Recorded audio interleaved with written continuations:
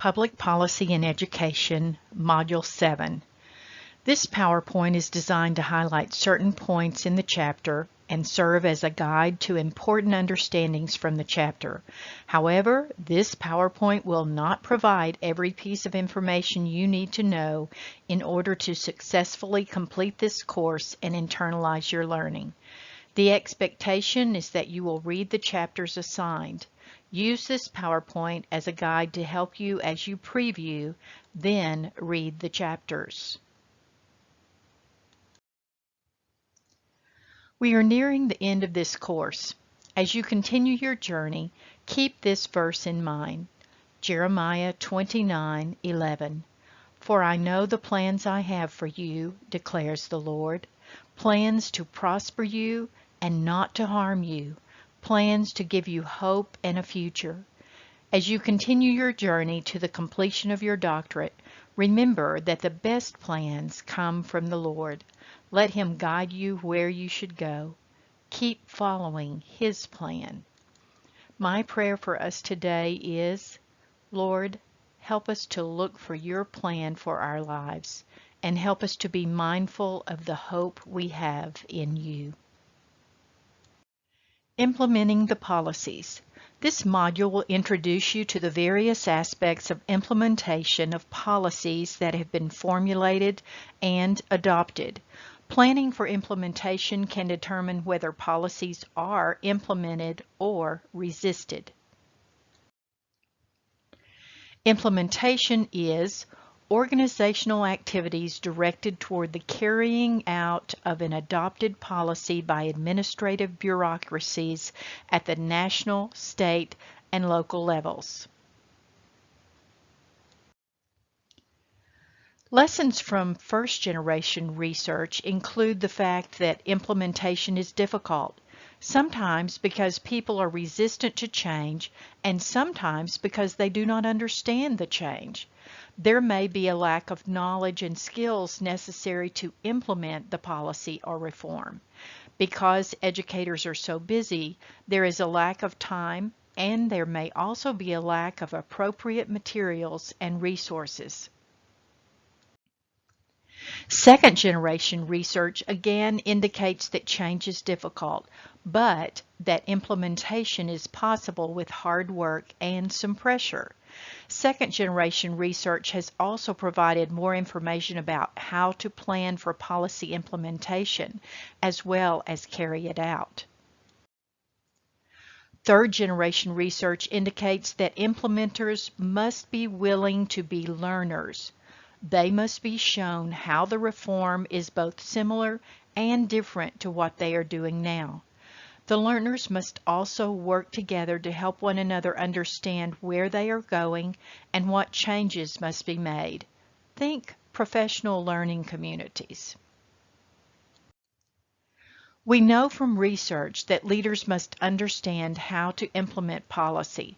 Leaders need to pay close attention to each step: adopting a new policy, planning for implementation, and gathering resources for implementation. When leaders are considering adopting a new policy, there are three questions that must be answered. The first question is whether there is a reason or a real need for a new policy.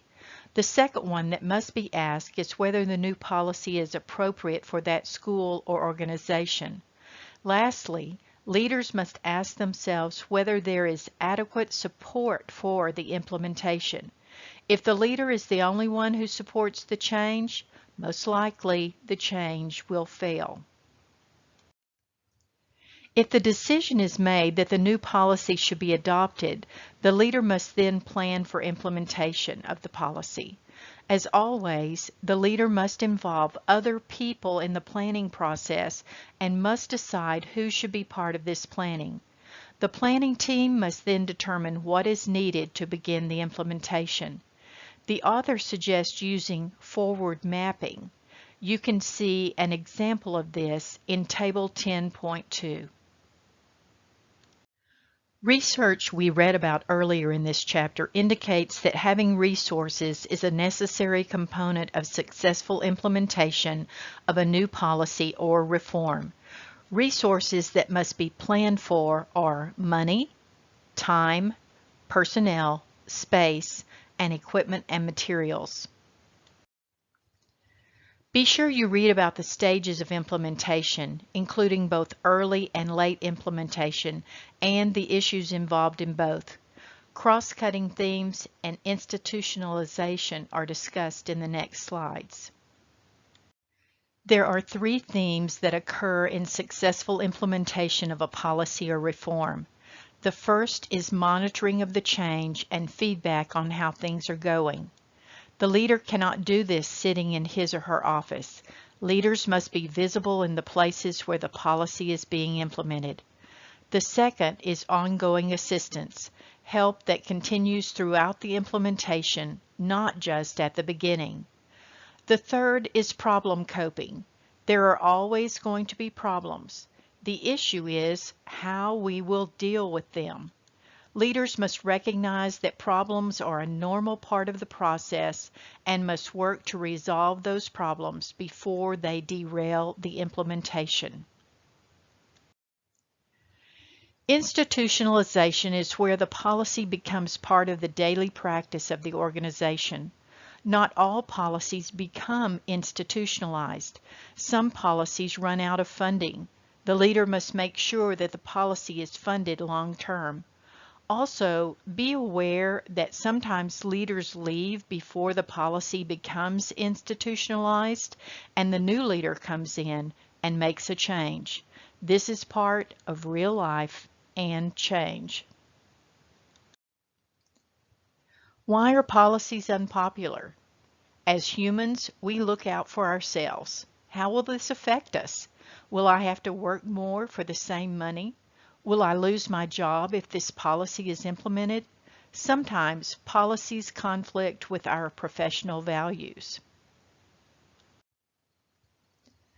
There are several issues surrounding resistance. How do people resist? Some leave the organization, some voice their discontent, and some just refuse to conform with the policy.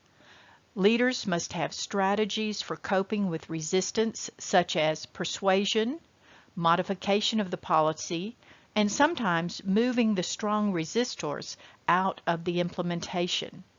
Finally, sometimes the leaders may reject the policy. However, the leader must understand that his or her job may be lost because of this. Think about it. Have you resisted a change? What things from this discussion on policy implementation will help you to better understand new policies and how to implement them in your own situation and as a leader?